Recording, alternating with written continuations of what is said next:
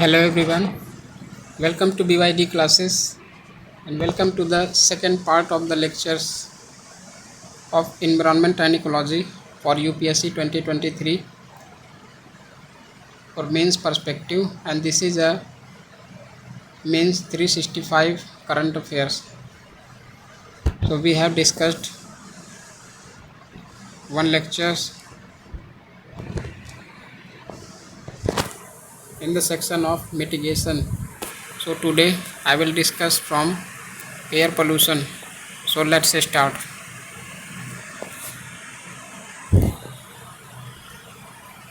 In air pollution, there was National Clean Air Program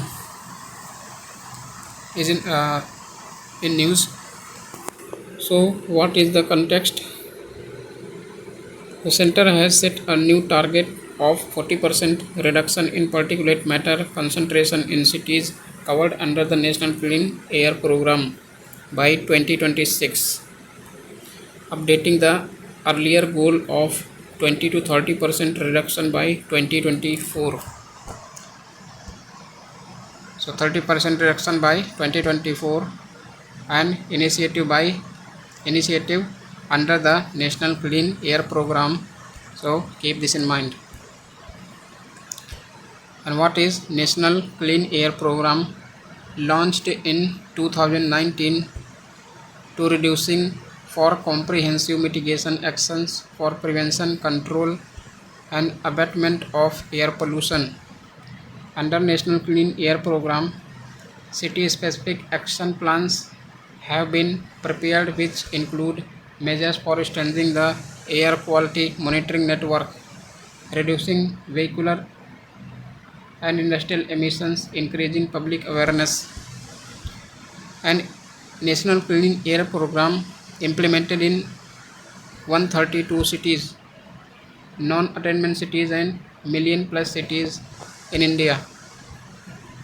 Non-attainment cities are identified under National Clean Air Program based on non-conforming to national ambient air quality standards consecutively for 5 years.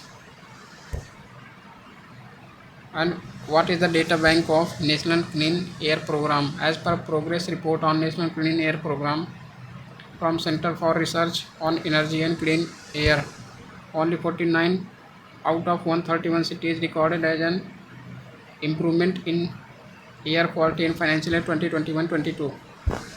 Less than 50% utilization of total funds released under the National Clean Air Program. Only 37 cities completed source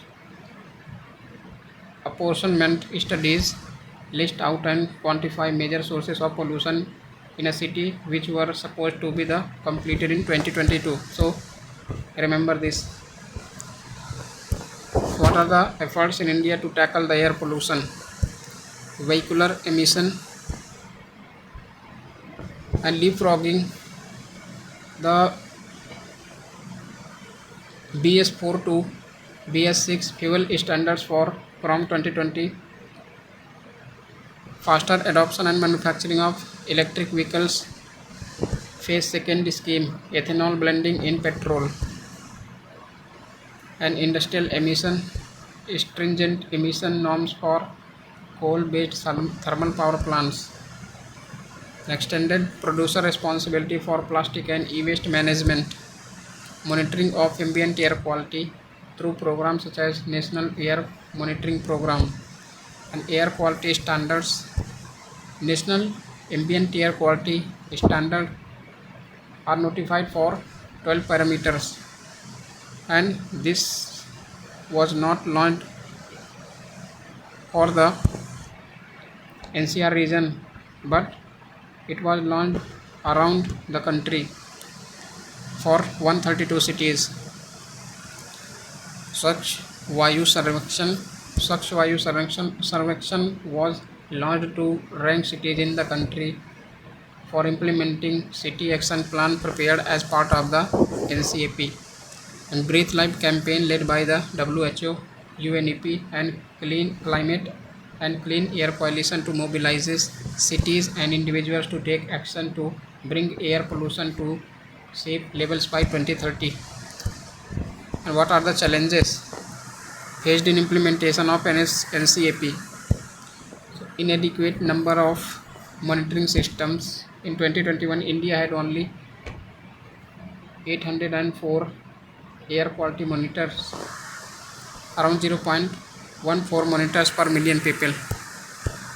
And data related implementation issues like poor data capture due to substandard monitoring stations, underutilization of the funds allotted, less than 50% utilization of total funds released under the National Clean Air Program, absence of a clear fiscal and funding strategy at the state level, issues in boundary based approach, cities cannot control emissions coming from outside, disbursement of performance linked funds has considered only PM10 and not PM2.5 makes dust control the primary focus of clean air action, and lack of awareness among people. What is the way forward to control the national to boost the national clean air program and control the air or pollution from the clean air? So adopt a standardized method for assessing air quality trends, strong, coherent and coordinated fiscal response by the government, providing legal mandate to targets for ensuring compliance, catalyzing action in the private sector to curtail air pollution, designing and financing bold cutting-edge innovations and unique technology solutions, investing through the corporate social responsibility, invest in technologies for monitoring data collections, etc., improving cross-stakeholder cooperation to bring together multiple stakeholders together, increase public awareness to ensure on-ground implementation of cities action plan. So keep this in mind.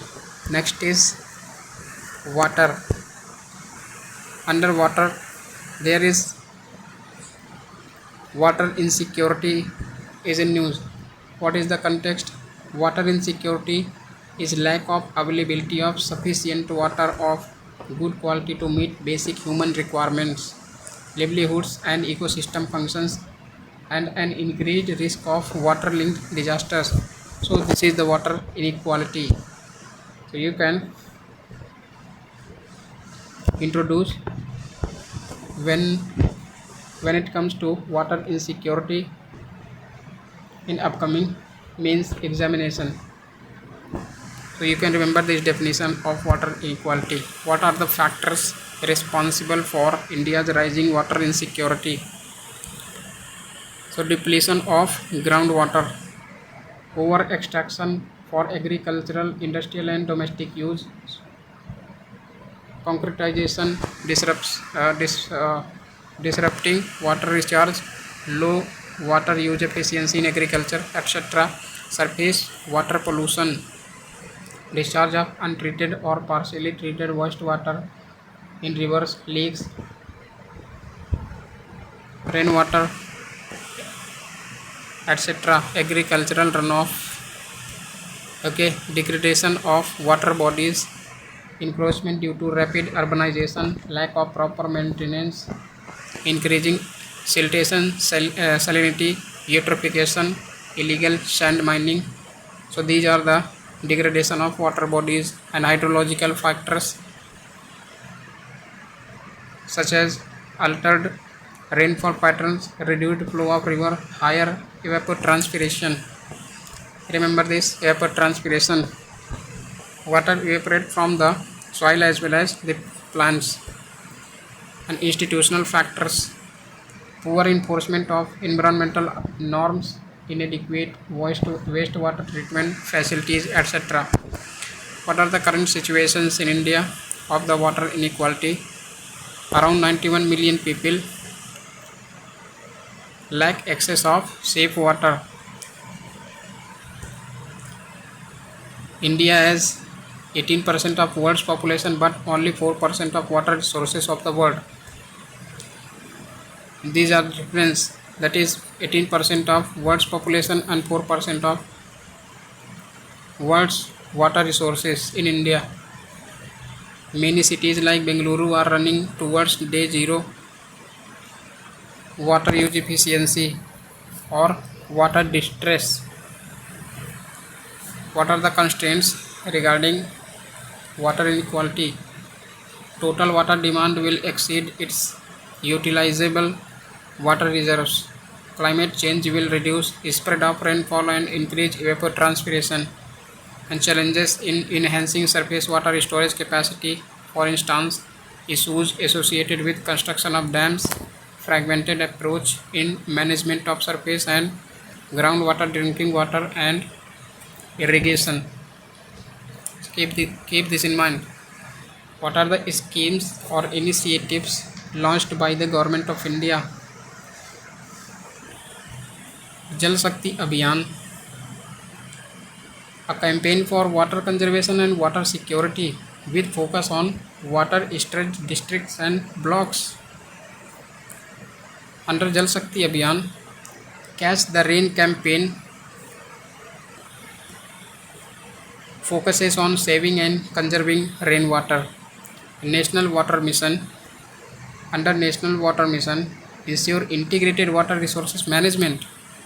And Mission Amrit Sarovar, developing and rejuvenating 75 water bodies in each district of the country.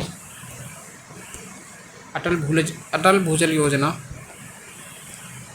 under this scheme, sustainable groundwater management in water-stressed areas in 7 states.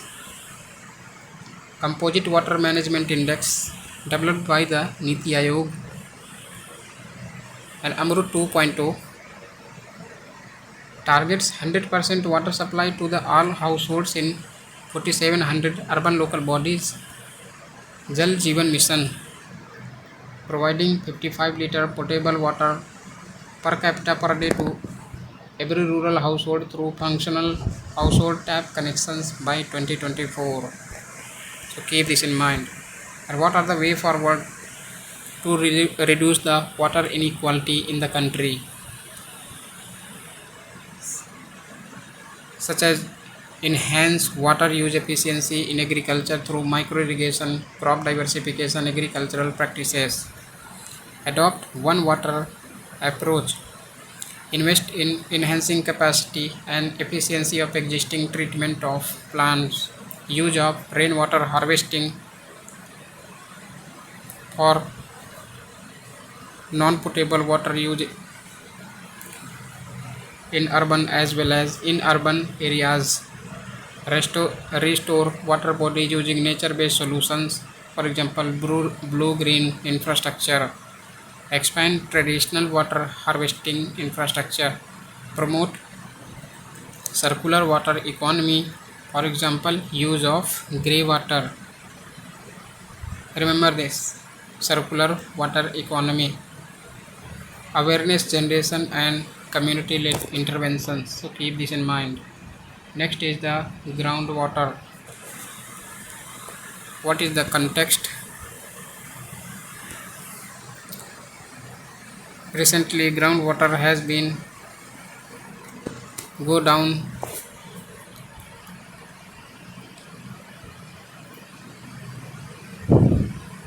with the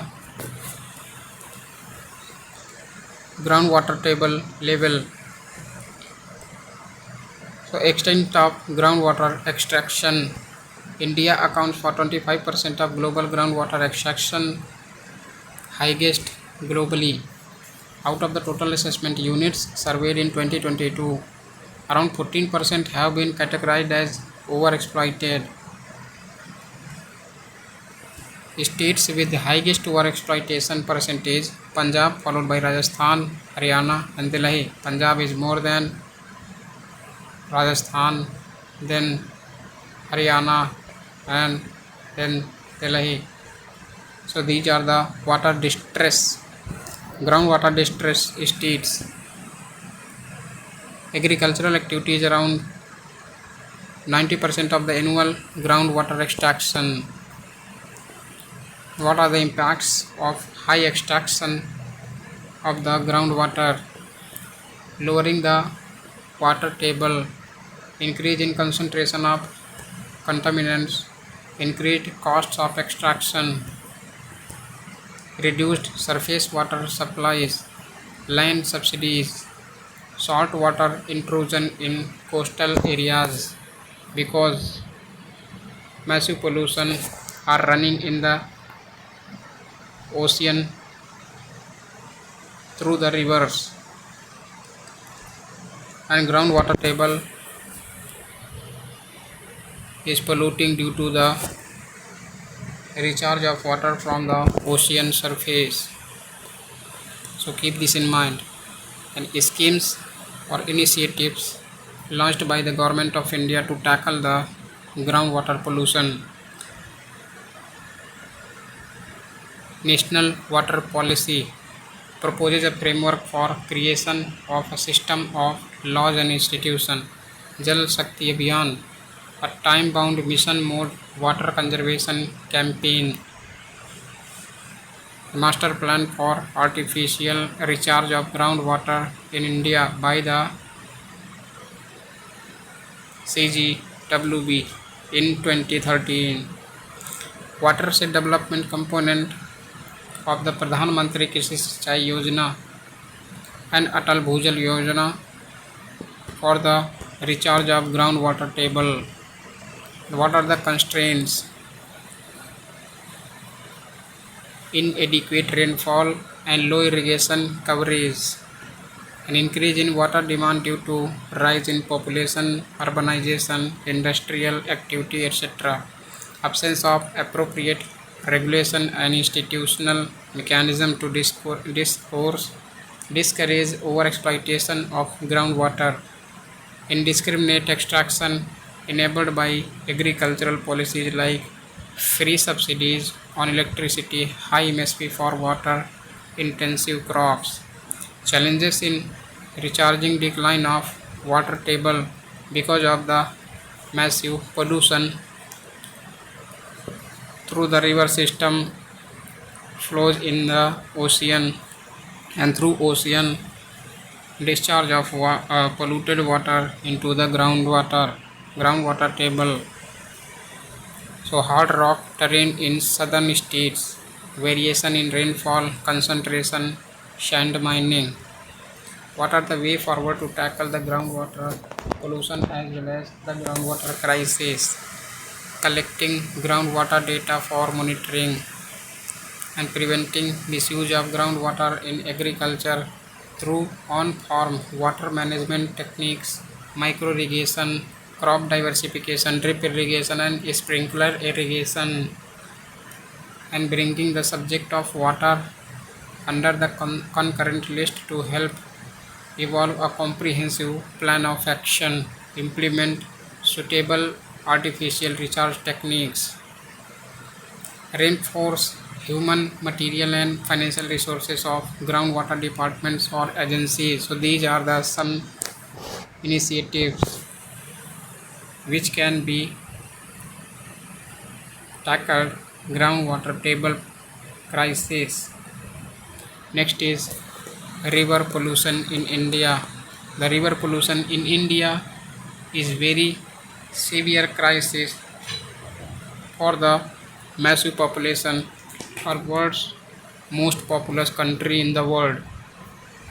So river population in India, what is the target of river pollution? Vision for 2030 unveiled in the interim budget 2019-2020 include clean rivers with safe drinking water to all Indians, sustaining and nourishing life. What are the current situation? As per the Central Pollution Control Board, number of polluted stretches in India's rivers fell from 351 in 2018 to 311 in 2022. Central Pollution Control Board considers a biological oxygen demand of less than 3 mg per liter an indicator of a healthy river. So keep this in mind. Top 10 states with highest number of polluted rivers stretches. So first is MP because of 19,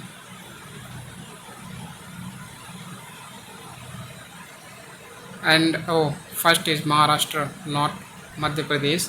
First is Maharashtra, and then MP, then Kerala, then Karnataka, then Uttar Pradesh, Bihar, West Bengal, Rajasthan, Gujarat, Assam. So keep this in mind. Okay, remember these states which have been facing the river system pollution or the river crisis are polluting heavily.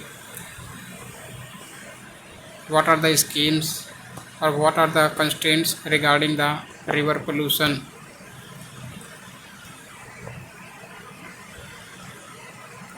Improper management of surface runoff, domestic recharge, agricultural effluents, etc. Suboptimal performance of sewage treatment plants due to inappropriate technology and capacity. Changes in flow of water due to climate change, temporal and spatial variation of rainfall. So growing urbanization and industrialization in close vicinity of river streams, and lack of regular river quality monitoring. So keep this in mind. What are the schemes related to the river pollution? In India, National River Conservation Plan, National Water Monitoring Program of Central Pollution Control Board, and Namami Gange Program. Creation of sewerage infrastructure under schemes like Atal Mission for Rejuvenation and Urban Transformation, that is Amrut, and Smart Cities Mission, and Water Prevention and Control of Pollution Act 1974. So keep this in mind, this act. To assess the efficacy of river cleaning programs, the Central Pollution Control Board has been ordered by National Green Tribunal to launch a nationwide program on biodiversity monitoring and indexing of the River Cities Alliance for Sustainable Management of Urban Rivers. Keep this in mind. What are the way forward to tackle the river pollution? Strict implementation of recycling and reuse of wastewater after treatment. The drains shall discharge sufficiently treated effluent in proportion to self-cleaning capacity of rivers. Effective solid waste management, suitable bioremediation measures to not discharge untreated water directly to the river. Widespread and intense awareness program to inform them about the serious implications of river pollution. Provide sufficient water in the river for ecological flow and dilution by constructing storage structures at the upstream which can continuously release discharge for meeting dilution requirements. Improving water use efficiency so that less diversion of water is needed for consumptive usage. And what is the Namami Gange program?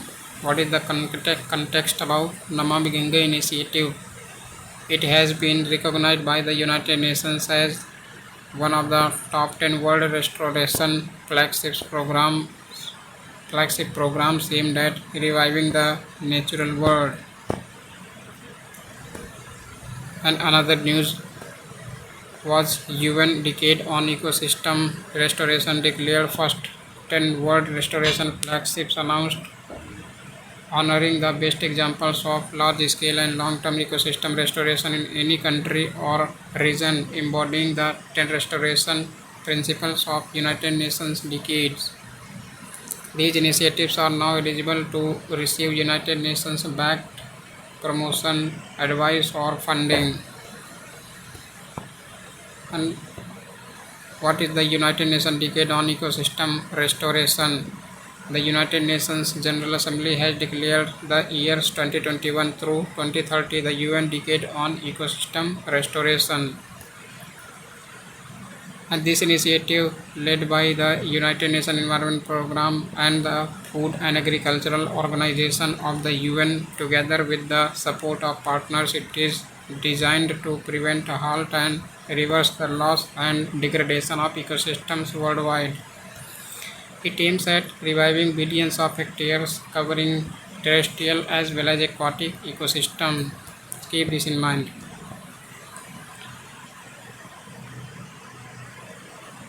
What is the Namami Gange program?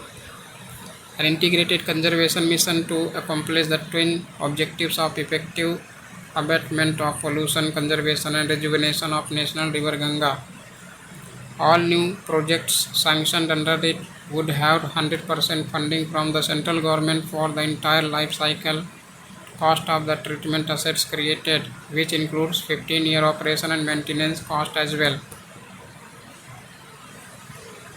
And features of the Namami Gange program: National Mission for Clean Ganga 2016, World Bank funded central sector scheme under the Ministry of Jal Shakti, and 5 tiered structures are National Ganga Council under chairmanship of Prime Minister of India, Empowered Task Force under the chairmanship of Union Minister of Jal Shakti, and National Mission for Clean Ganga, and state Ganga committees.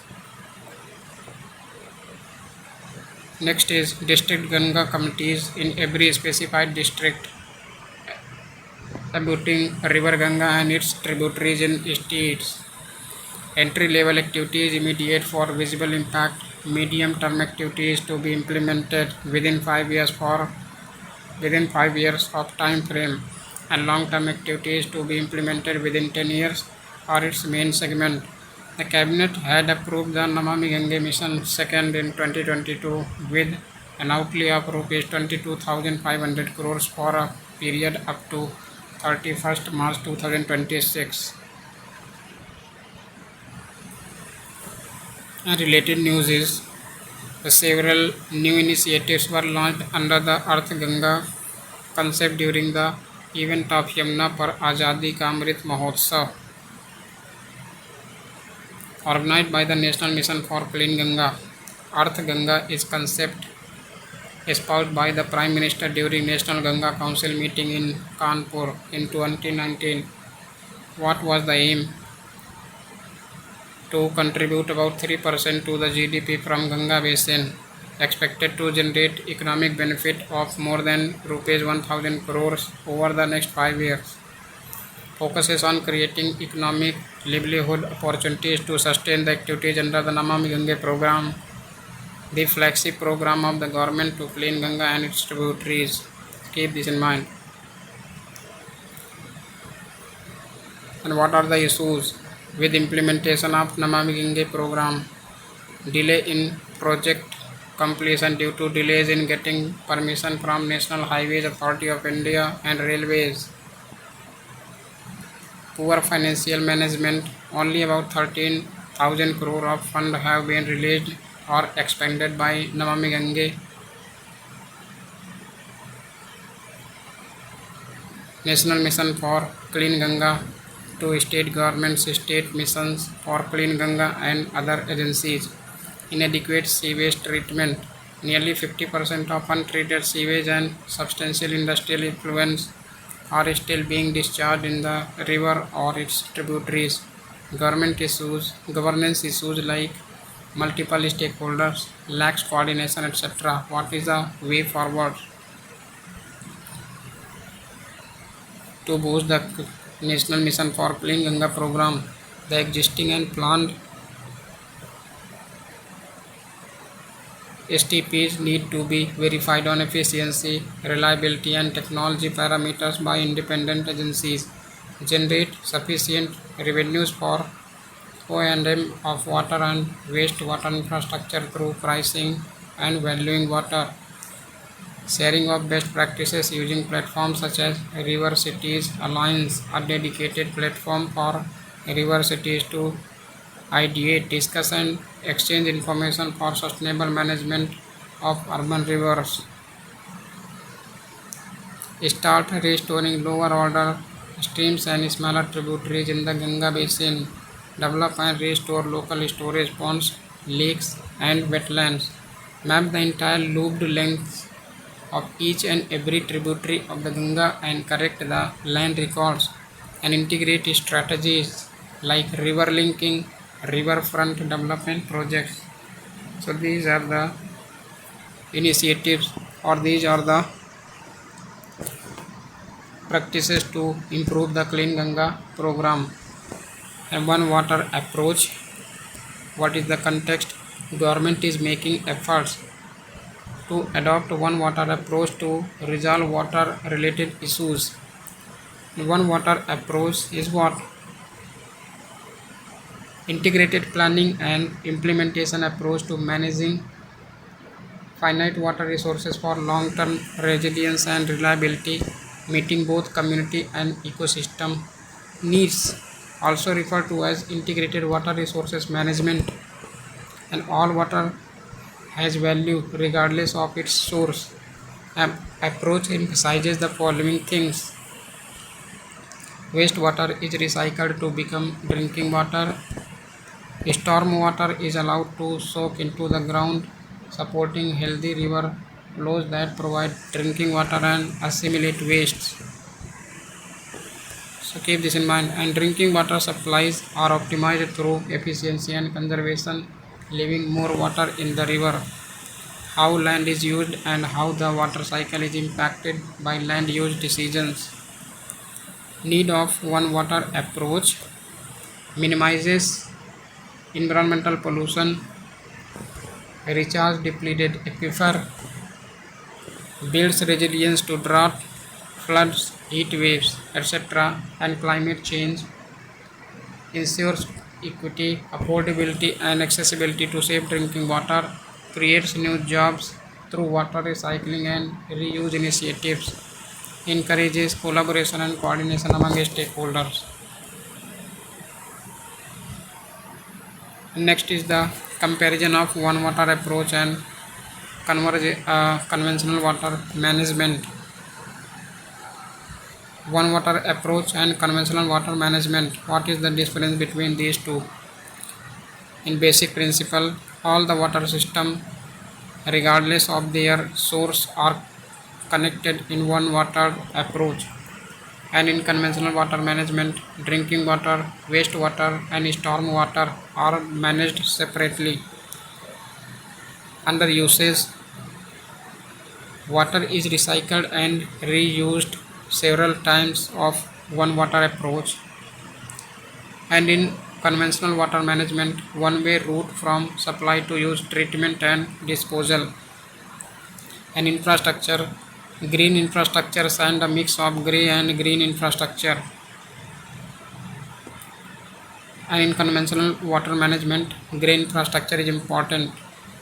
And collaboration or active collaborations with stakeholders.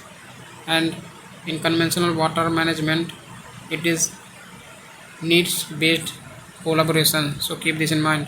And what are the challenges in adopting the approach in India? Limited know-how about recognizing, measuring, and expressing water's worth and incorporating it into policy making. Dominance of single-minded and linear water management. Resistance in shifting towards IWRM. Urban municipalities, state governments, etc. do not have adequate coordination, and lack of accurate and comprehensive data on water availability, quality, and usage. High cost and time involved in upgradation of infrastructure, design and operations, such as retrofitting existing systems, implementing new technologies, or constructing decentralized treatment and storage facilities. So keep this in mind. And next is inadequate public financing mechanisms, especially at local levels. Jurisdiction issues such as interstate conflict over water sharing and usage, lack of well-defined standards for reuse of treated wastewater. So keep this in mind. And what are the schemes or policies launched by the Government of India? Integrated wastewater management program, to tackle the wastewater, to tackle the polluted water, okay, and integrate one water program. And national water mission under the national action plan on climate change, national aquifer mapping and management, Atal mission for rejuvenation and urban transformation, that is Amrut 2.2, Jal Jeevan mission, Atal Bhujal Yojana, that are the previous schemes. And rainwater harvesting initiatives, catch the rain, establishment of river basin organizations, so keep this in mind. And what are the way forwards to tackle the or to initiate the integrated water system, that develop and implement comprehensive policies and regulations, public awareness campaigns to educate citizens, policymakers and stakeholders, invest in infrastructure development, encourage research and innovation in water management technologies and practices, establish a robust monitoring and evaluation framework to track the progress, so keep this in mind, and use sustainable finance options like green bonds etc. to generate adequate capital. And what is the water sensitive cities? What is the context? Recently, a research paper highlighted importance of water sensitive urban design and planning for cities in the global south. And what is the water sensitive cities? A water sensitive city aims to achieve higher standards and effective water conservation and wastewater management standard of the cities. Its key focus area is water sensitive urban design and planning. A water sensitive city is a livable, resilient, sustainable, productive. So keep this in mind. What was the research? The cities in India and the global south are marked by rising inequality in urban settlement or housing, translating into inequity in access to basic infrastructure and services, including water supply and sanitation, drainage and wastewater management. Keep this in mind. Next is water sensitive urban design and planning. An emerging urban development paradigm aimed to minimize hydrological impacts of urban development on environment. Water sensitive urban design and planning includes protecting local water bodies like lakes, ponds, wetlands for supplementary water sources, and storm water management at public places, including open areas in cities through elements of landscape design, for example vegetated swales and buffer strips, and bio-retention systems, recycling and reusing wastewater naturally, low cost or low energy, and not treating it as a liability, augmenting water conservation approaches at various scales, adding value to the social and ecological aspects of areas by planning and designing the built environment in accordance with community needs and water issues, integrating the urban water cycle by collaborating with practitioners of different disciplines, and associating upcoming policies, regulations and approvals with WSUDP, that is water sensitive urban design and planning. And what are the initiatives in India for water sensitive cities?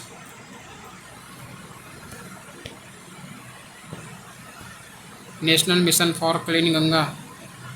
Under National Mission for Clean Ganga initiative on making water sensitive cities in Ganga Basin, Jal Shakti Ministries Catch the Rain initiative launched for the renewable rainwater harvesting, and River Cities Alliance.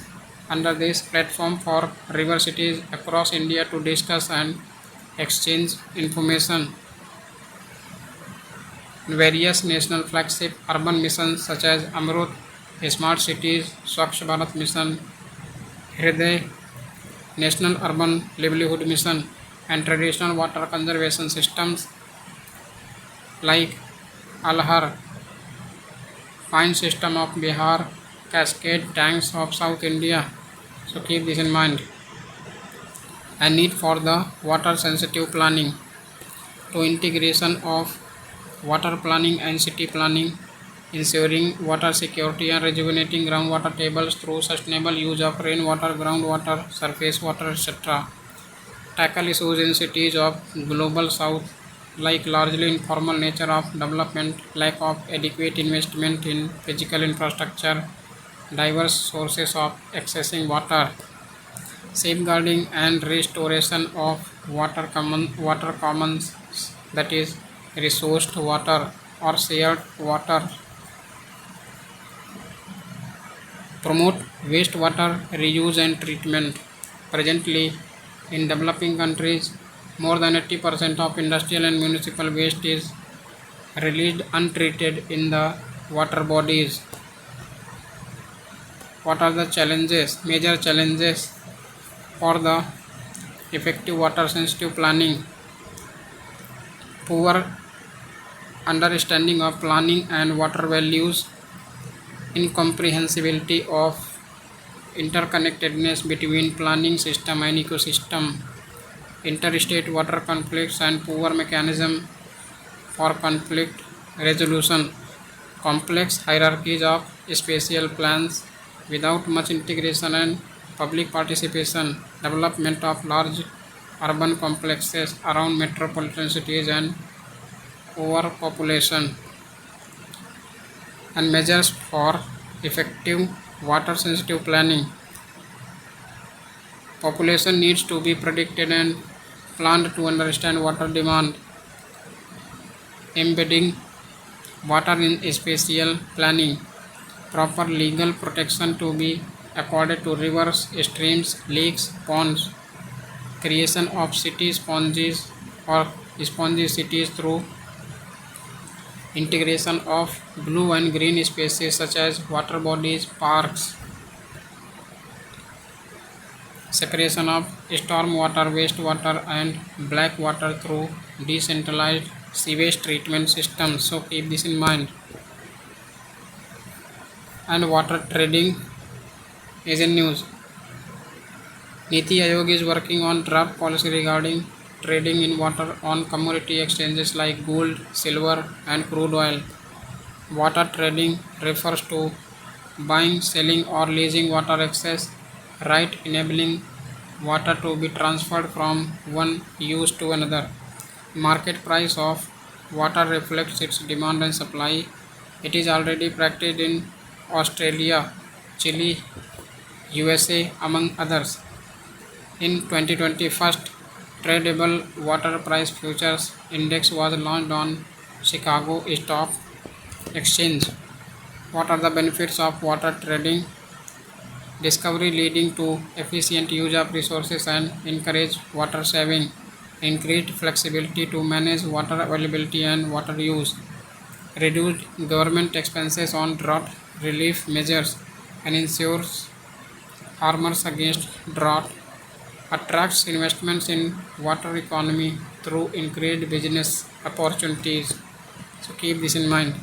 And concerns over water trading: politically sensitive issues due to greater impact on poor and marginalized sections of society, against religious and cultural traditions of community, considering water with spiritual value, promote privatization of water resources, public good or a basic human right, leaving the state with no control over them. So keep this in mind. Next is United Nations 2023 Water Conference. What was the context? The United Nations 2023 Water Conference was held in New York, co-hosted by the Netherlands and Tajikistan.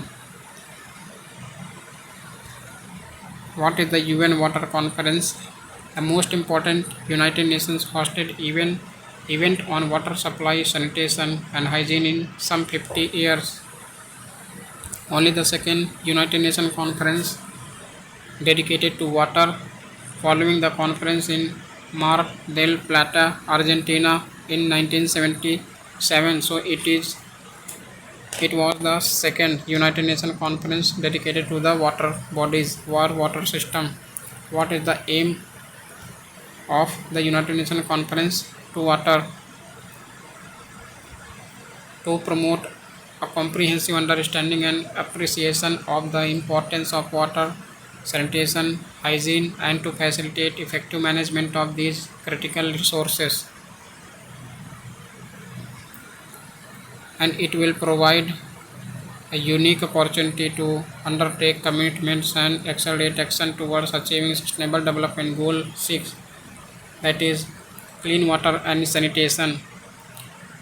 And it embraces the principles of inclusion, cross-sectoral responsibility, and action orientation. What are the outcomes of the United Nations Conference? New Water Action Agenda, a collection of all voluntary commitments to accelerate progress in the second halves of both the Water Action Decade 2018 to 2028 and 2030 Agenda for Sustainable Development.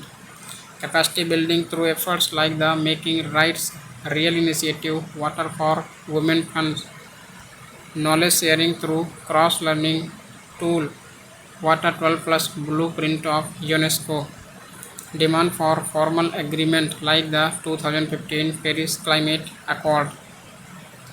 What is the Water Action Decade 2018 to 28? The United Nations General Assembly has declared the period between 2018 and 2028 as the International Decade for Action on Water for Sustainable Development.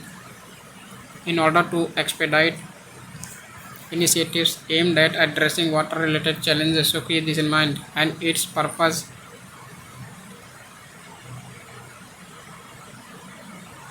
is to improve the knowledge sharing related to water and water pollution control, including information on the water-related sustainable development goals outlined in the 2030 Agenda for Sustainable Development, and to improve communication to achieve the water-related sustainable development goals.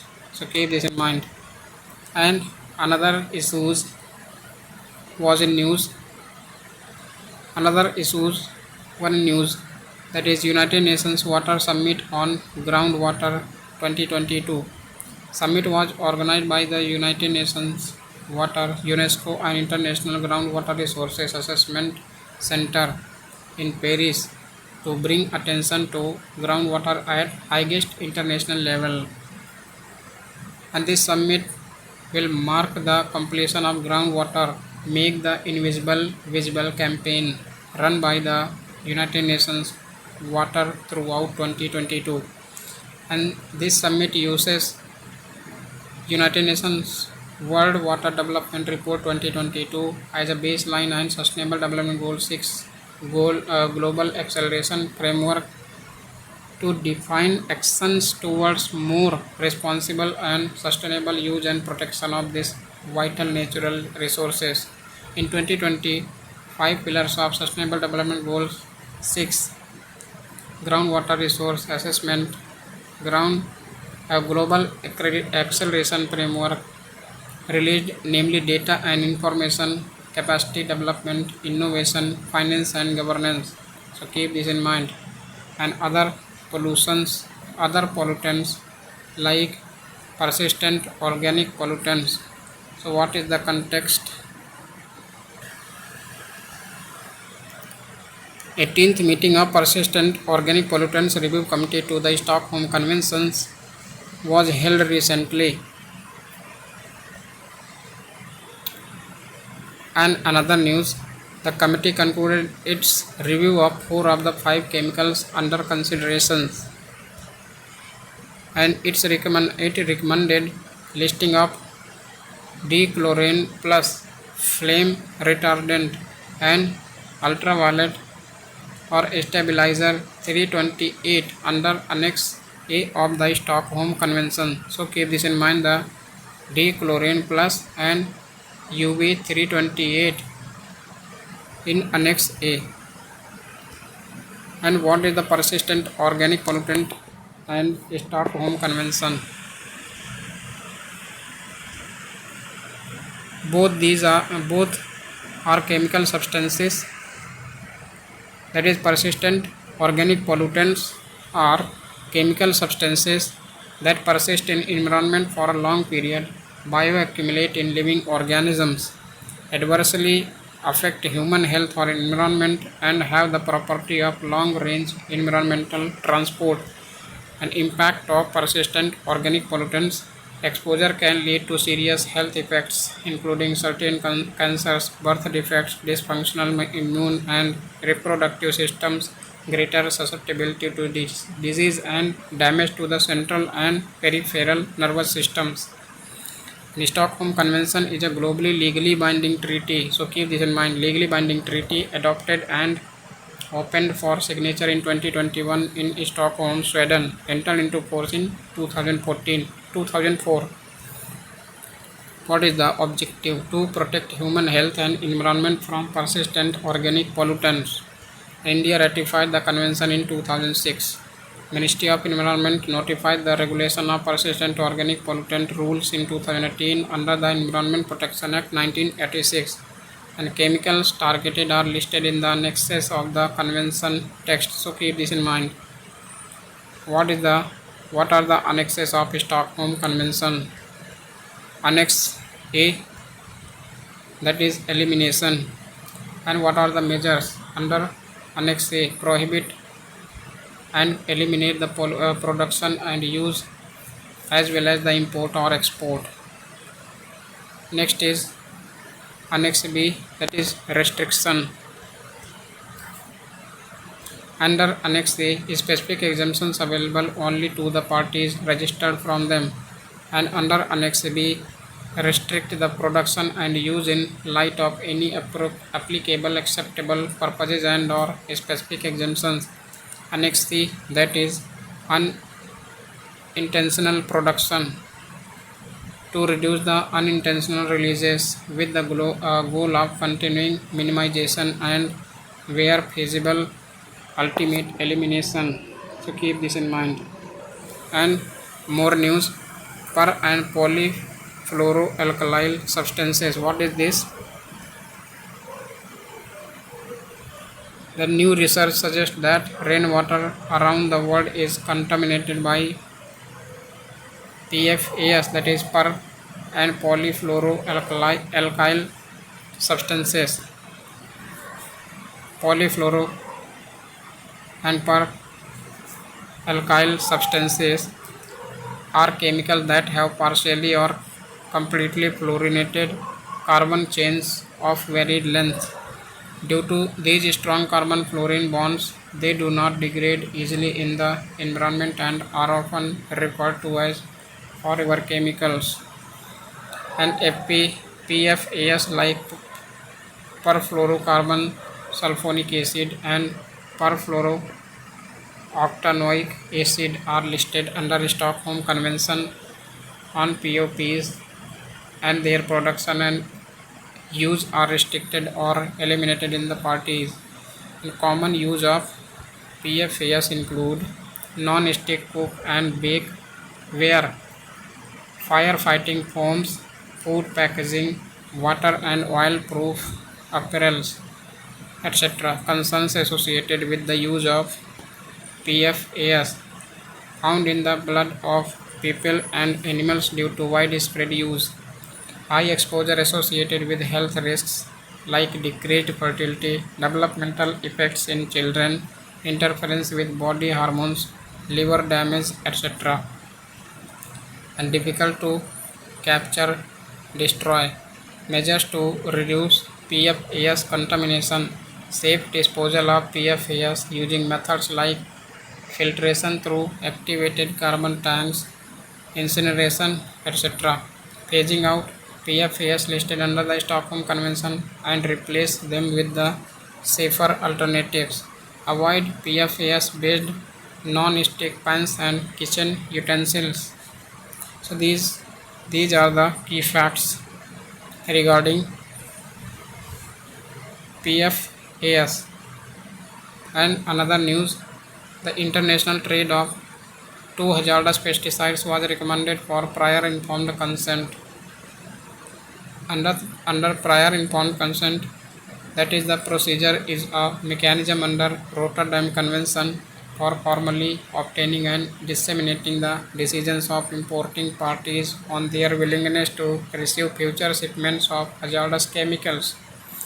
And about what is the Rotterdam Convention, and under the Rotterdam Convention, it is the legally binding treaty adopted by the Conference of the Plenipotentiaries in Rotterdam in 1998 and entered into force in 2004. What was the objective? To facilitate informed decision making by countries with regard to international trade in hazardous chemicals. So remember this, for Rotterdam Convention for hazardous chemicals, and here Vienna Convention for ozone depletion substances, and Stockholm Convention for persistent organic pollutants. And here Rotterdam Convention is for hazardous chemicals, and it covers pesticides and industrial chemicals that have been banned or severely restricted for health or in environmental reasons by parties, and India is a signatory to the Rotterdam Convention. And next section is sustainable development. Under sustainable development, the concept was described by the 1987 Brundtland Commission. Brundtland Commission report a development that meets the needs of the present without compromising the ability of future generations to meet their own needs. Three objectives: economic growth, environmental protection, and social inclusion. So these are the three objectives under the sustainable development. And sustainable development ensures good governance and transparency, fight against climate change, and protect biodiversity, contributes to the well-being of communities. So keep this in mind. And these are the 17 sustainable development goals. You can pause the video and remember all these sustainable development goals, because these are very important. Okay. And India's challenges in achieving sustainable development goals. Structural challenges. What are the structural challenges? Like imbalance in economic development, rapid urbanization, regional variance. And implementation challenges, that is financing sustainable development goals, systemic weaknesses, lack of access to resources, lack of awareness, and poor participation by marginalized communities. And monitoring challenges, these are defining indicators, monitoring outcomes, and measuring progress. So keep this in mind. What are the way forward to overcome the barriers in achieving sustainable development goals? Localizing sustainable development goals by Niti Aayog should make regular interventions to facilitate entrepreneurship, innovation, and new age leadership on various development fronts. Need to refashion education, employment, and human resource development. Invest in and enhance quality and accessibility of healthcare, especially for the economically weaker sections and people in vulnerable situations. Promoting women's entrepreneurship, or inclusive procurement both in public and private sector. Invest in new and resilient infrastructure. Enhance funding for timely achievement of sustainable development goals targets. And focus on 3 A's, that is awareness, action, and accountability, to improve the accuracy of the indicator measurement and avoid double counting. So keep this in mind about the sustainable development goals or sustainable development. And next is localization of sustainable development goals. What is the context? A memorandum of understanding has been signed with the Institute of Rural Management, Anand, Gujarat, to collaborate in Gram Panchayat development planning for localization of sustainable development goals through Panchayati Raj institutions. And what is the news? Ministry of Panchayati Raj has been taking action in respect of those identified sustainable development goals through GPDP, that is Gram Panchayat development planning, involving participatory planning by converging various schemes to achieve the respective sustainable development goals. And what are the objective? What is the objective of GPDP? Is to fulfill the constitutional mandate of Gram Panchayats, that is to achieve economic development and secure social justice at the grassroots levels. What are the benefits of SDG localization? Cooperative and competitive federalism by Niti Aayog. Governments of different levels shoulder different responsibilities. Localization enables each level to play its role, promotes healthy and competition at sub-national level, and localized solutions. No one size fits all. No one size fits all allows developing local solutions, facilitates peer learning. Sub-national entities can learn from each other, and improved state capacity. All levels of government get the opportunity to improve their capabilities, for instance, statistical capacity. So keep this in mind. What are the challenges in sustainable development goals localization? Limited availability of finance, data and capacities to perform substantial monitoring, lack of policy coherence and coordination among national and local efforts, enhanced responsibilities with limited funds transfer and local resource mobilization, limited awareness of the sustainable development goals at the sub-national level, local translation and adaptation in diverse country like India. And what are the efforts taken for localization of sustainable development goals? The overall coordination for implementation of sustainable development goals is handled by the National Institution for Transforming India, or Niti Aayog, with twin mandate of overseeing the adoption and monitoring of the sustainable development goals in the country, and promote competitive and cooperative federalism among states and union territories. And Niti Aayog launched the annual Sustainable Development Goal India Index in 2018, which monitors progress of states and union territories on SDGs and localization of SDGs. Some examples of successful localization from the states, like Andhra Pradesh launched its Navaratnalu, a cluster of 9 flagship programs to reach out to vulnerable communities across sectors such as agriculture, health, education, housing, etc.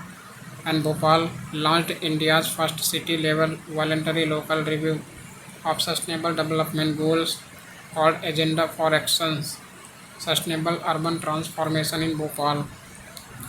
And Bihar, Viksit Bihar के 7 निश्चय. Keep this in mind.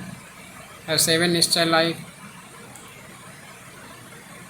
inclusion, entrepreneurship, women's reservation in jobs, provision of water, electricity, concrete streets, toilets and higher education.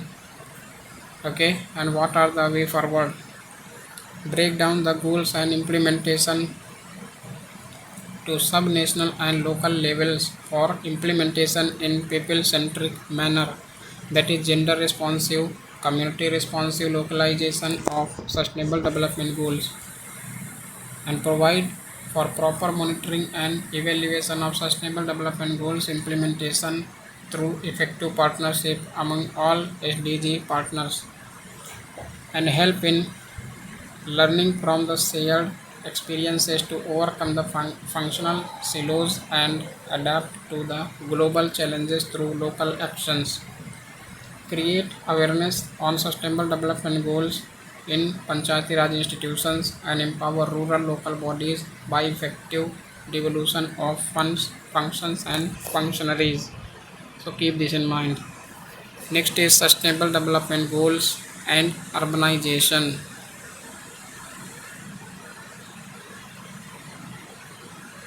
What is the context? On the event of World Cities by World City Day on 31st October, experts have highlighted that India's fast developing urban areas are heading towards catastrophe in the next 3 decades.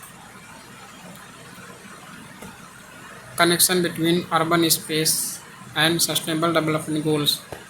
High population density in urban spaces make them crucial for achieving SDGs, and key stakeholders like national governments, the private sector, universities, civil society, etc., can be mobilized more effectively at the city level as centers of economic activity and resource flow. They are critical in accelerating progress towards sustainable development goals by creating jobs, offering better livelihoods, etc., and key for transition to a low carbon sustainable economy. Cities are responsible for at least 70% of total worldwide greenhouse gas emissions. Urban spaces are hubs for innovative and ambitious ideas which can be used to improve resilience and sustainability. And initiatives. What are the initiatives?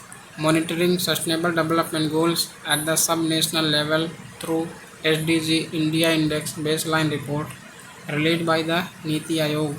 Niti Aayog created a shared understanding of sustainable development goals among the central and local level government officials. For example, cooperation on implementation of energy conservation building code for increased energy efficiency.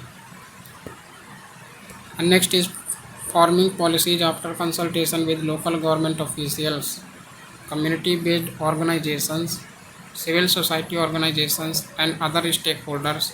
For instance, Mangrove Broadwalk in Panaji, Goa, has balanced mangrove restoration and developmental needs. An urban water body information system provides satellite images of water bodies to various cities to plan their rejuvenation. What are the challenges related to these sustainable development goals? Absence of accurate and actionable data at local level, limited financial resources with urban local bodies. Local urban challenges may not fit one size fits all approach. Navigating development versus sustainability trade off. Adoption of a sustainable lifestyle from citizens requires behavioral change. So keep this in mind. And what are the negative effects of the unplanned urbanization on sustainable development goals? So water and sanitation problems, rapid spread of diseases, overuse of environmental resources, rising crime and safety issues, overcrowding, traffic congestion and pollution, and the facility division in the society. So keep this in mind. Okay. So how India is delivering on the sustainable development goals? So these for the center, Ministry of Statistics and Program Implementation for Sustainable Development Goal Data Focal Point, and Niti Aayog Sustainable Development Goal Coordination. This is coordination of Niti Aayog.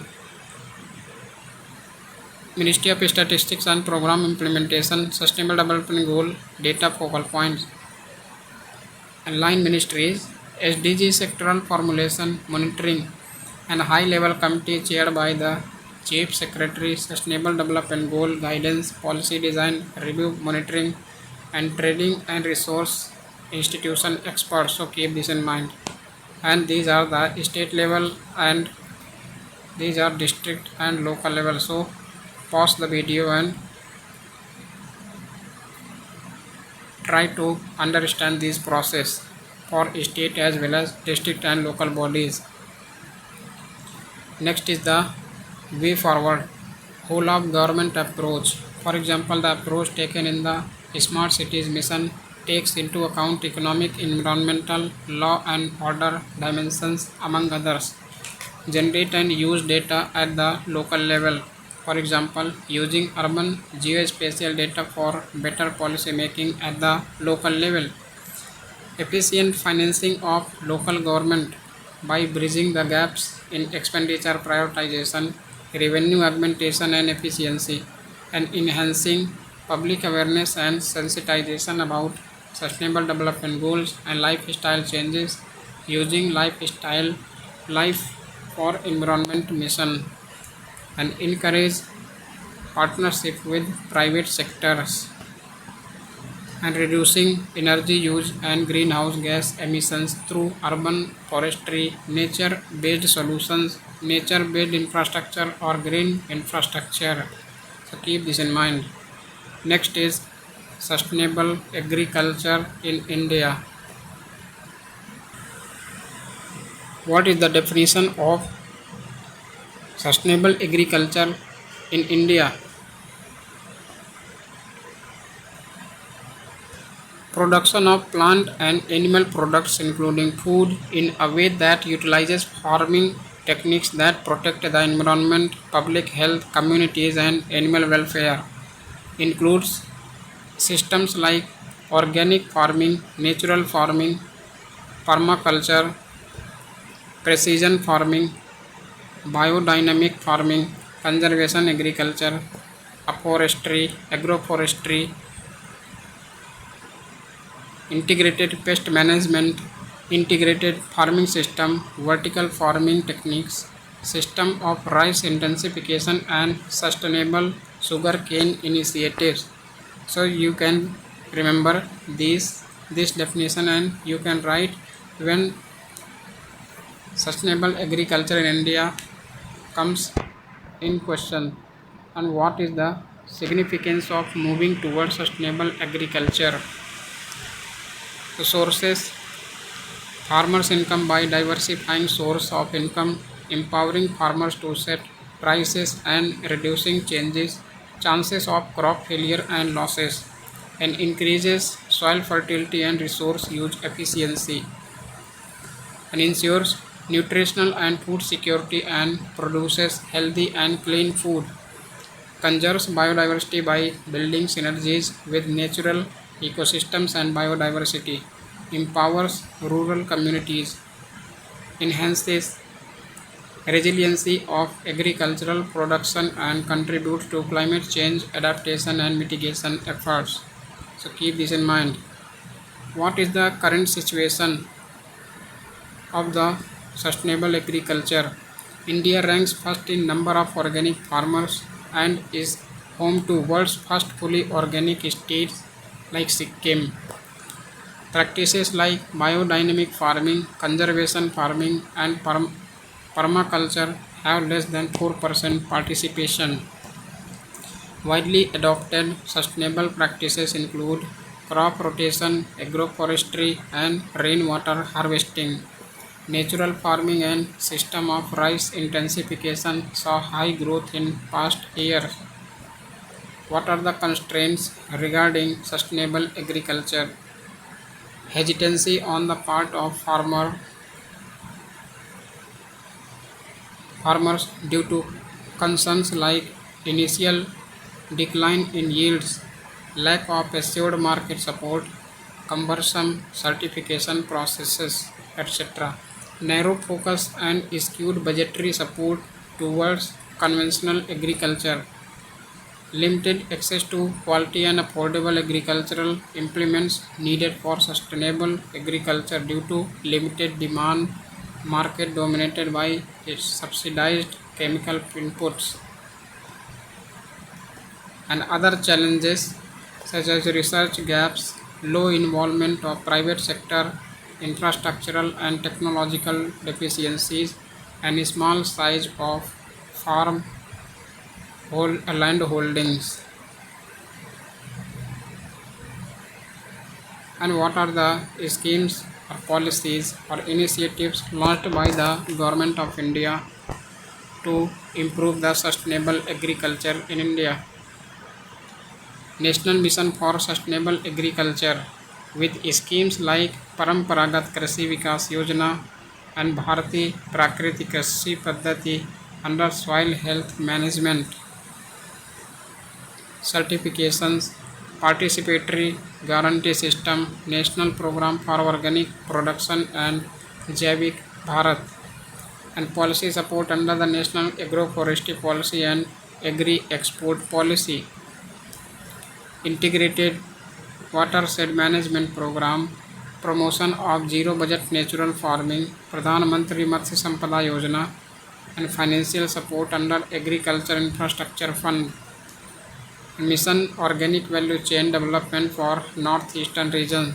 So these are the initiatives that are static in nature, and you can go through the schemes related section in news. Okay, what is the way forward? Reforming policies and institutions, provision of transition support plans, strengthening green markets and certification regime, establishing dedicated financial system, and broadened perspectives of stakeholders across the agriculture ecosystem to consider alternative approaches and change consumer perspective. So remember this. And widening research and knowledge base by supporting rigorous evidence generation, promoting agri-tech, and creating publicly available repositories on various sustainable systems, and empowering farmers and rural communities, and conserving rural heritage and indigenous knowledge. So keep this in mind. Next is urban agriculture. What is the context? Many cities of India such as Mumbai, Delhi, Chennai, Bengaluru, and Kolkata have adopted urban agriculture. What is urban agriculture? Agriculture practices in urban and peri-urban areas. Peri-urban areas are those that transitioning from rural land uses, and area located between outer limits of urban and regional centers and rural environment. Food and agricultural organizations. Urban Food Agenda aims to enhance sustainable development, food security and nutrition in urban and peri-urban areas and nearby rural spaces. And significance of urban agriculture: food and nutritional security. 222 million urban residents should be served by 5% of all urban areas in India. And building resilience of a city's food supply. Urban area can provide fresh produce to city dwellers by reducing time and distance from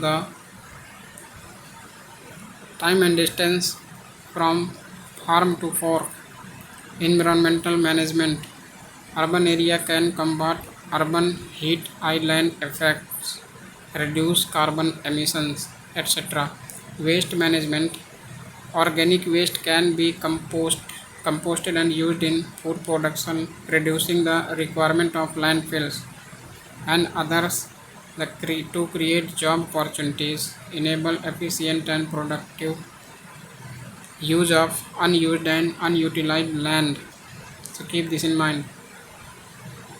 And what are the constraints related to urban agriculture? Limited and exclusive practice due to high rents, limited accessibility to land, high water demand can lead to water shortages in the cities, widely unrecognized nature of urban area with no support system. Another, pesticides and harmful chemicals can cause soil, water and air pollution. Keep this in mind. What are the types of urban agriculture? First is background garden, carried out on the house property to grow food, and street landscaping, grass, trees, vegetation and others are produced in the private streets in the society or community. Vertical farming, producing crops vertically stacked. Forest gardening, practice of having grown gardens in urban forests. And rooftop gardens, garden on the rooftop of a building. Animal husbandry, management, controlled cultivation and production of domestic animals. And aquaponics, fish raised in water tanks. Greenhouse, method of producing crops and vegetables in a greenhouse. And urban beekeeping, keeping bee colonies practice in urban areas. And green walls, vertically built structures on the wall intentionally covered by the fruits and vegetables. So these are the types of urban agriculture. What is the way forward? Raising awareness about benefits of urban areas in cities. Urban agriculture in cities. Utilizing community spaces to conduct urban agriculture. Promote urban agriculture under existing schemes like PMSA.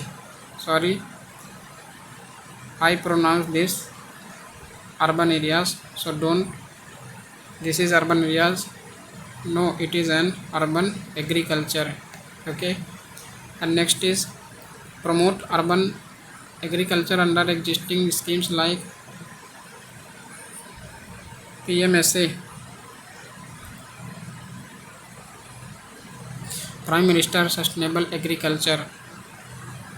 Use technological and sustainable interventions like precision farming, vertical farming to efficiently use of resources. So keep this in mind. Next is natural farming in India. What is the context?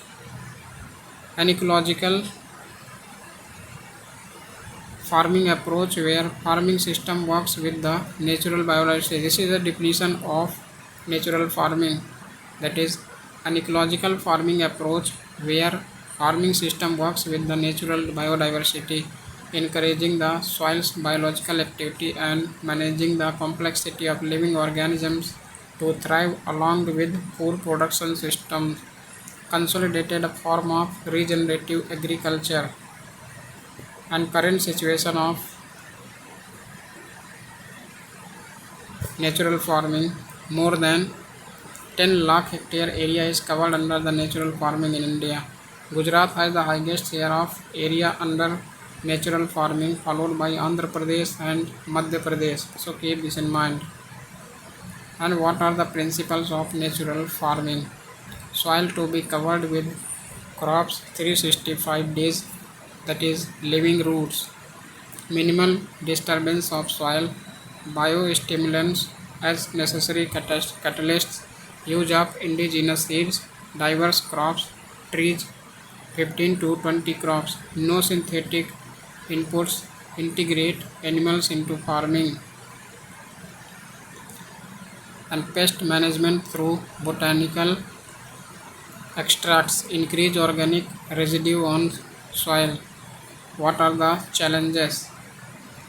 Inputs like biostimulants are more expensive than industrially produced chemical fertilizers and pesticides. High price of natural produce due to costly farming methods, limited production, supply chain irregularities, shortage of good quality indigenous seeds, hesitancy among farmers, lack of expertise and knowledge, minuscule budgetary allocations in comparison to chemical fertilizers, rupees 70,000 to 80,000 crore per annum. So these are the challenges. What are the benefits of natural farming? Limits human and environmental exposure to pesticides and chemicals, builds healthy and soil produces healthy and clean food, fights the effects of global warming, discourages algal blooms and supports water conservation and health, encourages biodiversity and supports animal health and welfare. So keep this in mind. That is the benefits of natural farming. And way forward, measures to adequately produce and make available quality biofertilizers at low cost would be the priority. Effective mechanisms for certification, build rigorous scientific data on the practices and benefits of natural farming, a targeted, ambitious and well-funded nationwide program to drive the transformation towards natural farming. An integrated and community-based approach is necessary, which can be similar to Swachh Bharat for Swachh food. So keep this in mind. Next is the National Mission on Natural Farming. What is the context? Union Ministry of Agriculture and Farmers Welfare launched a portal on National Mission on Natural Farming for the benefit of the farming community. About National Mission on Natural Farming. In India, natural farming is promoted as Bharati Prakrit Krishi Paddhati program and is a submission under the centrally sponsored scheme Paramparagat Krishi Vikas Yojana. Paramparagat Krishi Vikas Yojana falls within the umbrella of the National Mission on Sustainable Agriculture, and Paramparagat Krishi Paramparagat that is the Bharati Prakriti Krishi Paddhati is being upscaled as National Mission on Natural Farming or Bharati Prakriti Krishi Paddhati for implementation all across the country. Remember this. And what is the tenure? That is 6 years from 2019 to 2025. And it will be a demand driven program, and state shall prepare a long term perspective plan with year wise targets and goals. So keep this in mind. Knowledge Partner for Natural Farming Extension, National Institute of Agriculture Extension Management, National Center of Organic and Natural Farming shall work towards development of certification program for natural farming, establish Secretariat for Certification Management, portal development, management, maintenance and integration with other portals. So keep this in mind. And what are the objectives of the mission? Remember, to promote alternative system of farming for freedom from external purchased inputs, and popularize integrated agriculture, animal husbandry models based on desi cow and local resources, and encourage participatory research with farmers on further upscaling, collect, validate and document natural farming practices being practiced in various parts of the country, undertake activities for awareness creation, capacity building, promotion and demonstration of natural farming, and create standard certification procedure and branding for national and international markets. So keep this in mind. These are the objectives of the mission of natural farming. What is zero budget natural farming? Zero budget natural farming follows the principles of natural farming, and in addition, which farming is done without using any credits or spending any money on purchased inputs. That is the zero budget for the sowing a seed on the field. And zero budget natural farming promises to end a reliance on loans and drastically cut production costs, ending the debt cycle for desperate farmers.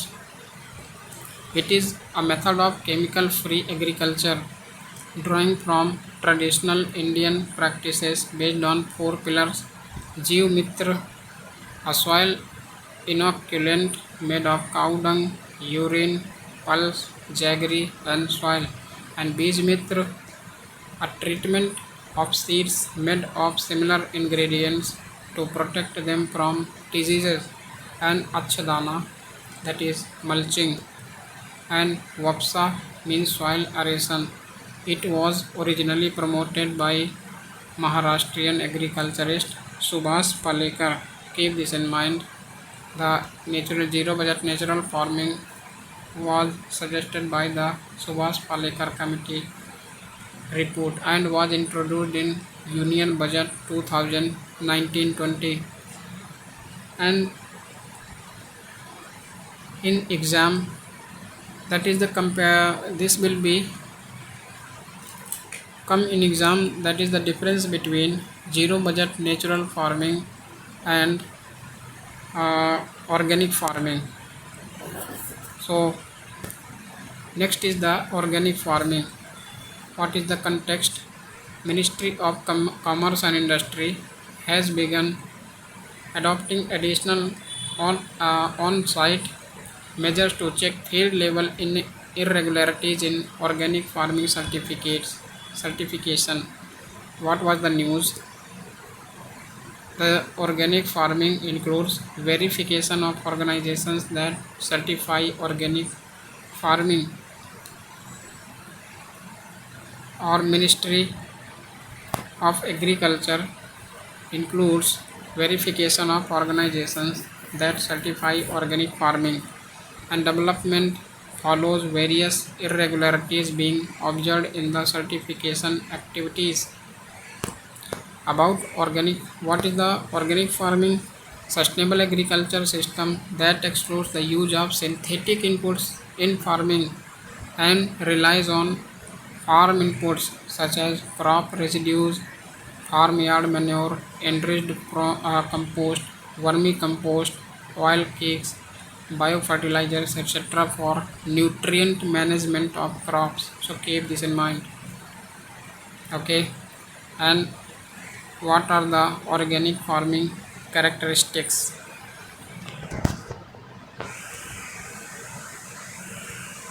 Prohibits use of synthetically produced agro inputs and genetically modified seeds, maintaining organic matter levels and encouraging biological activity in soil, using relatively insoluble nutrient sources by the action of soil microorganisms, effective recycling of organic materials including crop residues and livestock manures, weed, disease and pest control relying primarily on crop rotations, natural predators, diversity, etc. Conservation of wildlife and natural habitats. So keep this in mind. What are the benefits of organic farming for the environment? Prohibits use of harmful pesticides, maintains a healthy soil, reduces erosion, provides cleaner water, stimulates biodiversity. For farmers, reduces the input cost of farmers, attract more customers, and for consumers, no health risk, higher levels of vitamins, minerals, healthy fatty acids, and phytonutrients. While both organic and natural farming are similar in certain aspects, such as prohibiting use of synthetic fertilizers and pesticides, use of on-farm based biomass management, and biological nutrient recycling, encouraging crop diversity, etc., they differ in certain aspects as well. So these are the difference between natural as well as organic farming. Under organic farming, use of off-farm and biological inputs like compost, vermicompost, etc. are permitted. Under natural farming, no external inputs used on farmlands only on farm based inputs used, open for micronutrient correction through use of minerals, and in natural farming use of minerals not allowed. And under organic farming, plaguing, soil tilling, and weeding might be undertaken in organic farms. And in natural farming there is mimics natural ecosystems, that is no plowing, no soil tilling, and no weeding done on the natural farms. What are the constraints related to the organic farming? Organic farm yields are significantly lower, around 25% lower on average. Low organic manure availability and lack of proper knowledge about the organic tools and practices. Organic farming would require more land for maintaining the current food supply, putting pressure on existing natural habitats. And fragmented and unorganized management of entire value chain of organic products. Impact on food security due to rise in production cost making food less affordable. And challenges in India's organic certification regime: costly and complex certification and inspection process, inadequate knowledge among farmers, multiplicity of certificates, inadequate number of third party accreditation agencies, lack of proper monitoring, etc. What are the schemes related to the organic farming launched by the government? Paramparagat Krishi Vikas Yojana, Mission Organic Value Chain Development for Northeastern Region to enhance the organic value chain or organic farming in the Northeastern region. National Mission on Oilseeds and Oil Palm, financial assistance for different components including biofertilizers, vermicomposts, etc. And modern organic testing lab in Sikkim, organic certification regime in India, national program for organic production operated by APEDA, agricultural produce export development authority, participatory guarantee system for India by Department of Agriculture and Farmers Welfare, and Javik Bharat logo introduced by the Food Safety and Standards Authority of India. So keep this in mind. What are the way forward? Promoting production of organic inputs, supplementing organic farming with other sustainable farming methods, undertake capacity building of farmers, strengthen the value chain of organic products, strengthening certification regime, enhancing the number of third-party accreditation agencies, improving the monitoring of certification activities, and generating awareness among farmers regarding the different process of gaining certification. And comparison between Sri Lanka's organic farming model and Sikkim organic farming model. So here you can pause the video and go through one or two times and remember this, the difference between or comparison between Sri Lanka's organic farming and Sikkim's organic farming. Okay, and next is other sustainable practices in news, that is ecological niche modeling, regenerative agriculture, and Miyawaki techniques for farming in urban areas, and climate smart agriculture. So these are the some initiatives for the sustainable agriculture production. Like in climate smart agriculture there are six pillars: productivity, adaptation, mitigation. So you can go through this and read one or two times and remember some points from here. Next is sustainable lifestyle. What is the context? Sustainable lifestyle achieved by making choices that aim to reduce our individual and collective environment environmental impact by making positive changes to offset climate change and reduce environmental changes. So keep this in mind. And puts individual and collective duty on everyone to live a life that is in tune with earth. And sustainable living and lifestyles for the first time appear in the Sustainable Development Goals for education and 12.8 responsible consumption. What are the significance of putting individual or community at the center of environmental efforts? Facilitates tailored approach to environmental efforts, encourages environmental solving problem solving among people, has long lasting generational impacts, improves procedural legitimacy of existing environmental policies, and improves physical, mental, and social well being, enables effective monitoring and evaluation of environmental efforts at community level. What are the constraints? Iron cage of consumerist lifestyles in a capitalist world, socioeconomic inequity, and limited availability of sustainable choices, infeasibility of one size fits all approach, greenwashing from corporates, low awareness and disconnect from nature due to increasing urbanization, and difficulties in measuring sustainability of lifestyle. Keep this in mind. What are the examples of lifestyle changes? Mindful consumption.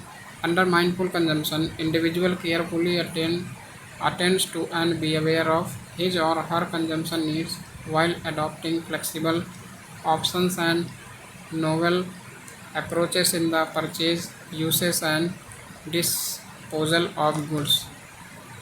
Next is circular lifestyle, a model of production and consumption which involves sharing, leasing, reusing, repairing, refurbishing, and recycling existing materials and products as long as possible. Minimalism, philosophy that combats mindless consumerism by promoting living simply or living with less. Zero waste living aims to reduce amount of waste an individual creates on a daily basis. What is the way forward? Measuring impacts of sustainable lifestyles, enabling individual action with collective action from the government and business entities, transforming societal values to be more inclined towards environmental protection, utilizing technological innovation like Internet of Things, big data, artificial intelligence, machine learning, etc. for enhancing sustaining sustainable living, building change makers through education, taking inspiration from cultural and traditional practices like biodegradable utensils, salt tree leaves, banana leaves, etc., clayware, kulhad, matka, etc. So remember these things. Okay, very interesting. Yes. And next is mission lifestyle for environment. What is the context? Prime Minister launched mission lifestyle for environment at the Statue of Unity in Kevadia, Gujarat to protect the environment, and it was launched during the COP26 Glasgow at the UNFCCC conference. What is the data bank of the lifestyle for environment? As per United Nations Environment Program, if 1 out of 8 billion people worldwide adopt environment friendly behaviors in their daily lives, global carbon emissions could drop up to 20%. What are the objectives and implementation of the lifestyle for environment? An India-led global mass movement which aims to nudge individual and collective action to protect and preserve the environment. Its concept was introduced by the PM at the United Nations Framework Convention on Climate Change COP26 Conference of the Parties in Glasgow. What is the objective? Mobilize at least 1 billion Indians and other global citizens to take individual and collective action for protecting and preserving the environment in the period 2022 to 2027.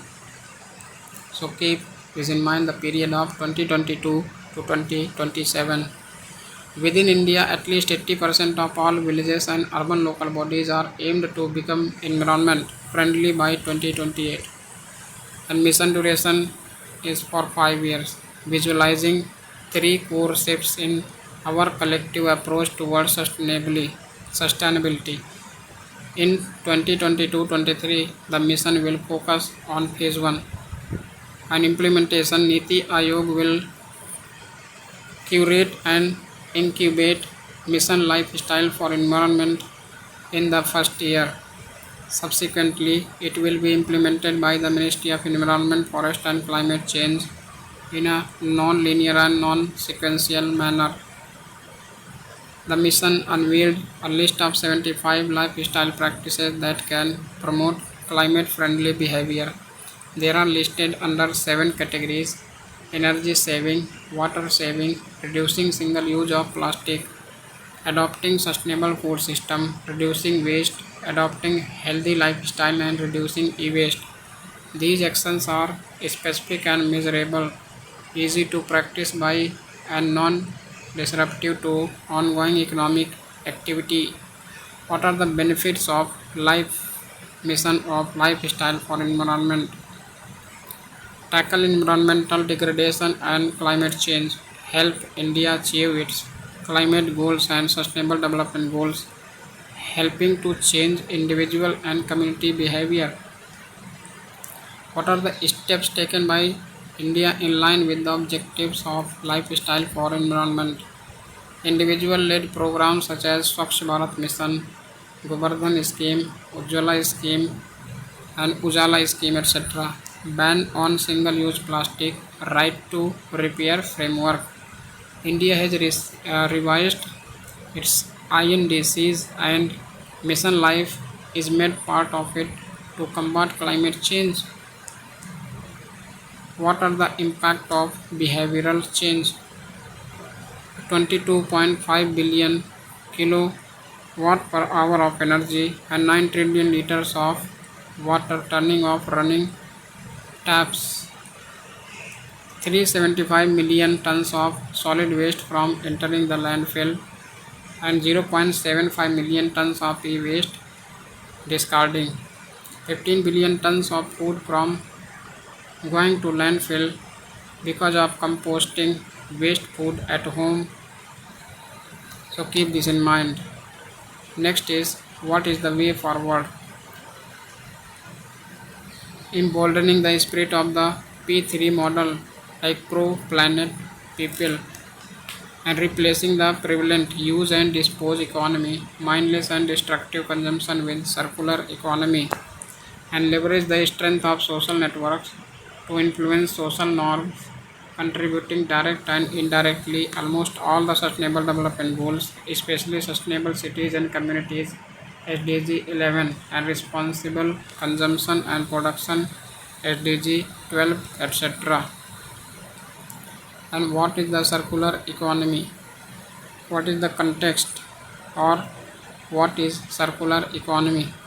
An economic system where means of production are organized around reusing and recycling the inputs. So remember this, that organized or means of production is organized around the reusing and recycling the inputs.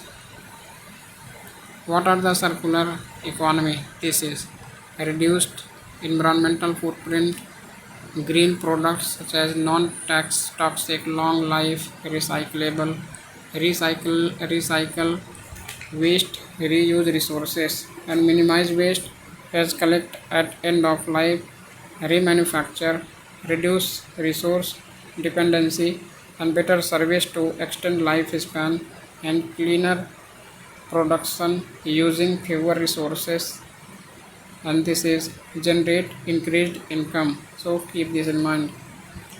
What is the current situation of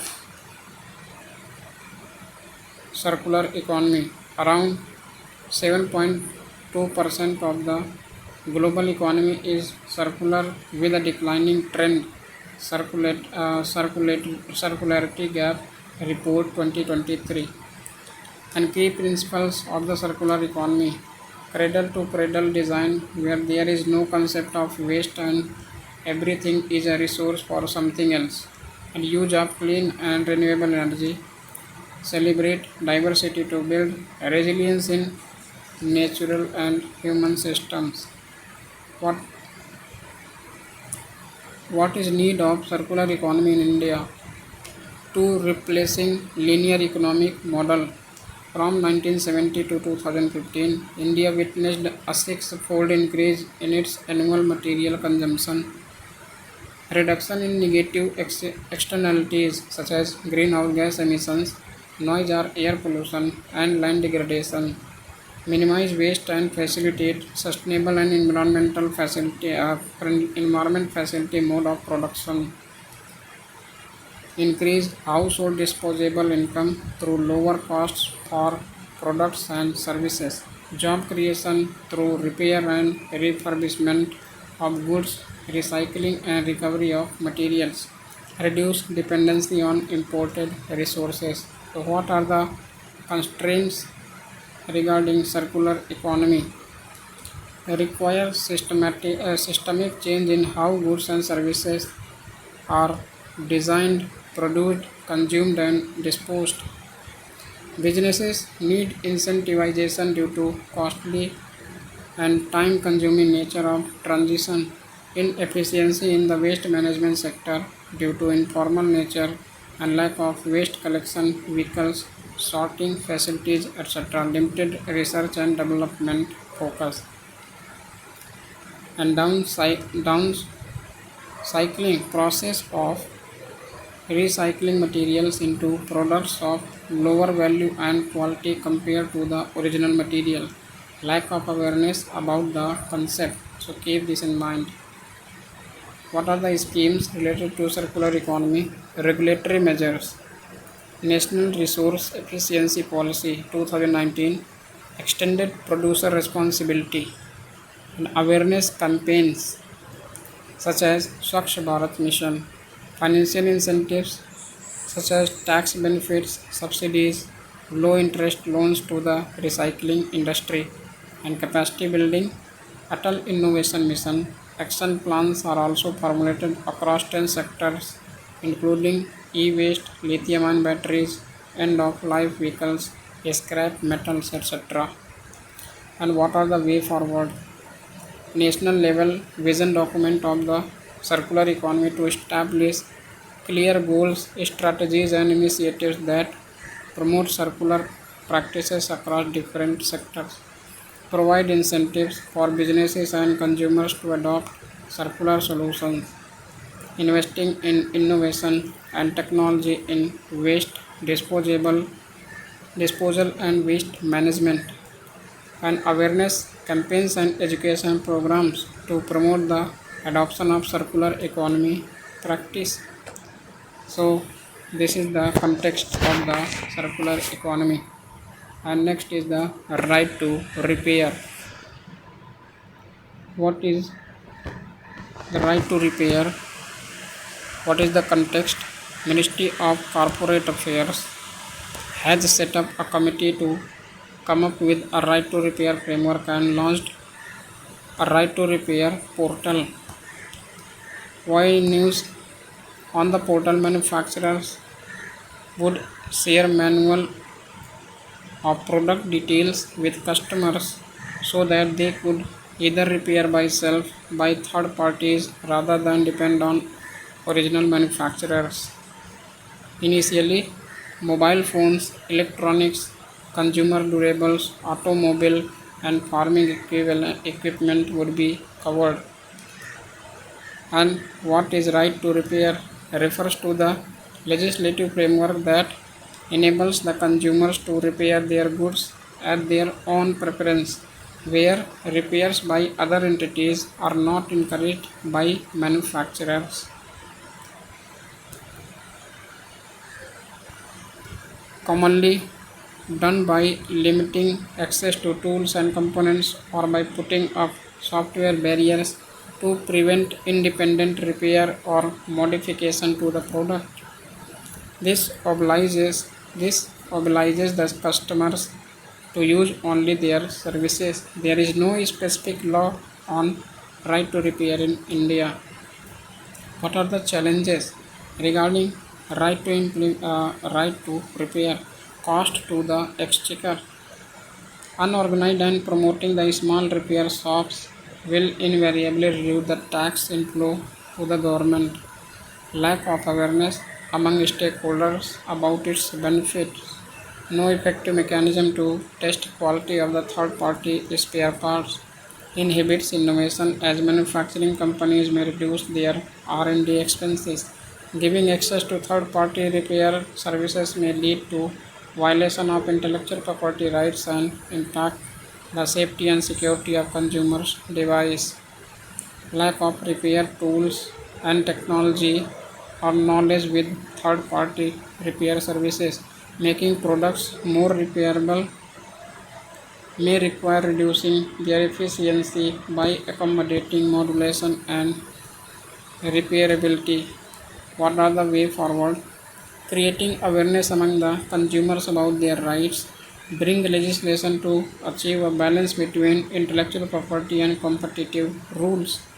Bridging the quality gap between the manufacturer and the third party service provider. And servicing tools should be made available to third parties. Tech companies should promote transparency by providing complete product knowledge, access to manuals, schematics, and software updates to ease repairing. So this is the need. And what is the need of right to repair? For boost business for small repair shops, save money and time of consumers, to end culture of planned obsolescence, that is, devices are designed to last limited time period, harmonize trade between original equipment manufacturers and third party buyers and sellers, emphasize on developing sustainable consumption of products, reduce e-waste and carbon footprint. So keep this in mind. And this is the right to repair across the world. In USA, there is to provide patented tools and remove software restrictions that prevent users from repairing their own products.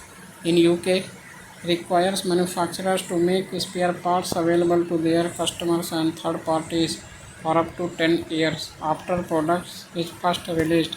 In France, imposes a mandatory repairability score through the Anti-Waste Law 2020, which ranks products based on their ease of repair and informs users how to repair them before purchasing them. So this is the today's lecture, and it was the second lecture. Okay, and next lecture will be third lecture, and it will start from waste management. So keep watching and continue performing, and if you have any query, then put in the comment section. And thanks for watching. Have a good day.